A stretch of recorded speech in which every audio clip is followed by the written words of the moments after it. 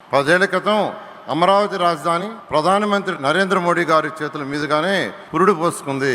మళ్ళీ తిరిగి 10 ఏళ్ల తర్వాత అమరావతి పునఃప్రారంభం కూడా ప్రధానమంత్రి నరేంద్ర మోడీ గారి చేతుల మీదుగానే జరుగుతుండటం మన అదృష్టం. రాష్ట్ర విభజన తర్వాత గౌరవ ముఖ్యమంత్రి శ్రీ నారా చంద్రబాబు నాయుడు గారు ఇచ్చిన ఒకే ఒక పిలుపుతో ఈ ప్రాంతంలోని 29 గ్రామాల్లోని 29,373 మంది రైతులు కేవలం 58 రోజుల్లోనే ఒక్కటంటే ఒక్క సమస్య కూడా లేకుండా 34,000 ఎకరాల భూమిని అమరావతి కోసం త్యాగం చేయడం దేశ చరిత్రలోనే ప్రథమం. రైతులు చేసిన త్యాగం వెలగట్టలేనిది.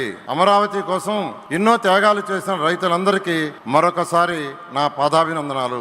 ప్రపంచంలోనే టాప్ 5 రాజధానిలో అమరావతిని ఒక రాజధానిగా నిర్మించాలనే లక్ష్యంతో 2014-19లోనే 41,000 కోట్ల విలువైన పనులు ప్రారంభించాం.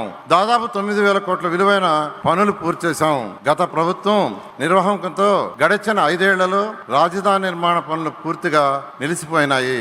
అధికారంలోకి వస్తే అమరావతిని పూర్తి చేస్తామని కూటమి పార్టీల తరఫున ఎన్నికల ముందు చెప్పాం. ప్రధానమంత్రి గారి ఆశీస్సులతో ముఖ్యమంత్రి చంద్రబాబు నాయుడు గారి సారథ్యంలో 3 ఏళ్లలో అమరావతి నిర్మాణ పనులు పూర్తి చేసేలా పక్కా ప్రణాళికతో ముందుకెళ్తున్నాం. ప్రజలకు ఇచ్చిన హామీని నిలబెట్టుకుంటాం.